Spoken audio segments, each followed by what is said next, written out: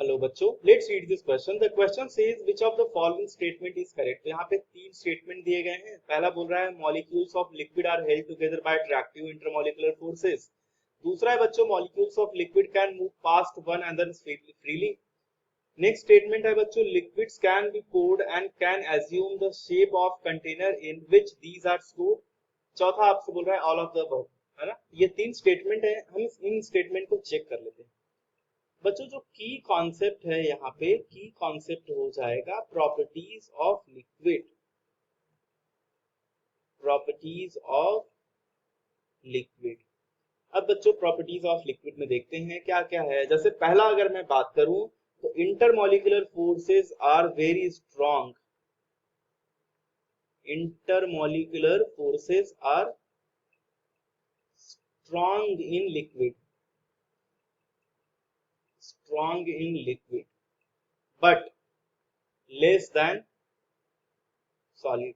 आई hope आप समझ पा रहे होंगे कि यानी कि सॉलिड के अंदर जो इंटरमॉलिक्यूलर फोर्सेस होते हैं उससे कम होता है लिक्विड में, बट यहाँ पे काफी स्ट्रांग होता है ना, गैसेस से काफी स्ट्रांग होता है। ठीक है, तो intermolecular forces are strong in liquid but less than solid, और यहाँ पे मैं लिख सकता हूँ और as compare to gases state, और देन इन गैसेस स्टेट, है ना। और दूसरा जो है बच्चों there is very little space, there is very little space, space between them, या बिटवीन मॉलिक्यूल्स मैं लिख सकता हूँ, बिटवीन मॉलिक्यूल्स। तो दो लिक्विड में जो मॉलिक्यूल्स होते हैं उनके बीच में जो स्पेस होता है बहुत ही कम होता है। ठीक है, इसका मतलब ये है। नेक्स्ट स्टेटमेंट बच्चों यहाँ पे हो जाएगा कि मॉलिक्यूल्स ऑफ लिक्विड्स, यहाँ पे हो जाएगा molecules of liquid are held together by, are held together by attractive forces, attractive intermolecular forces, है ना। इंटरमॉलिक्यूलर फोर्सेस जो होते हैं वो लिक्विड के मॉलिक्यूल्स को आपस में जोड़ के रखते हैं, है ना। अब ध्यान रहे कि इंटरमॉलिक्यूलर फोर्सेस जो है सॉलिड से कम और गैस से ज्यादा होते हैं।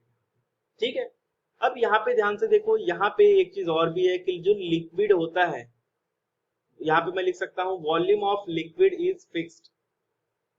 जो क्या होता है वॉल्यूम ऑफ